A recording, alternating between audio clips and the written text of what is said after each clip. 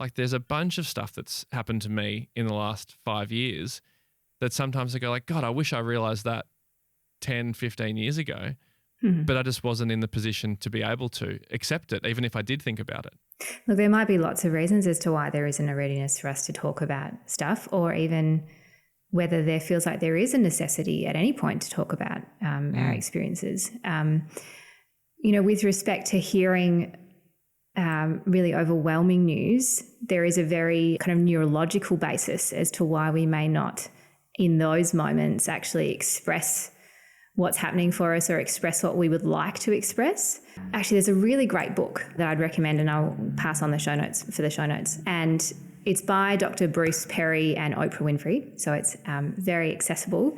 But Dr. Perry is a child psychiatrist and neuroscientist, and he talks about understanding how we are processing information in terms of the brain and looking at it as though it's like an inverted triangle. So if we view the brain as an inverted triangle, whenever we, moment to moment, everyday life, all of the information that the body receives, that the mind is receiving, is processed from the most primitive parts of our brain first, and then it goes up kind of the order of kind of evolution, up the triangle to the most evolved part of the brain, which is the prefrontal cortex.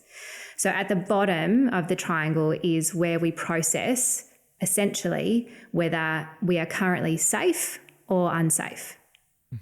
And when the body determines essentially that it's safe, then we move up to kind of normal human functioning, where we're calm, we're engaged. Essentially, if we feel safe, we can be curious, we can be creative, we use problem solving, planning, all that sort of stuff. So that's when we're feeling calm. Now, if in a moment the body detects some sort of threat in its environment, then it won't necessarily go right up the chain again up to the top to the prefrontal cortex. So that's like emotional danger as well. Sorry to interrupt him, but that's like, okay. Yeah, absolutely. Yeah. So the body can be detecting like a physical threat through awareness of our senses, or it can be a threat from internally. So it might be a sensation that you notice in the body of discomfort. It might even be things like feeling hungry or feeling thirsty. So we've got two aspects, what's happening in our environment and what's happening inside of us at the same time. And so the body and the brain are constantly kind of detecting whether we are safe or whether we're not safe. If it's safe, then we move into normal kind of human adaptive functioning. If it's not safe, things change.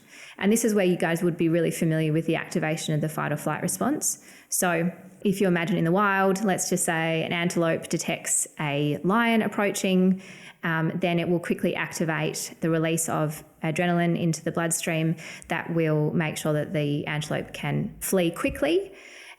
We get changes in our heart rate, so heart rate increases.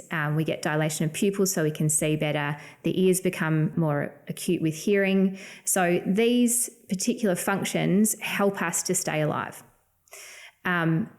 It was originally designed for that activation to be very short, so that when we would reach safety, we would then return to kind of a sense of balance and calm.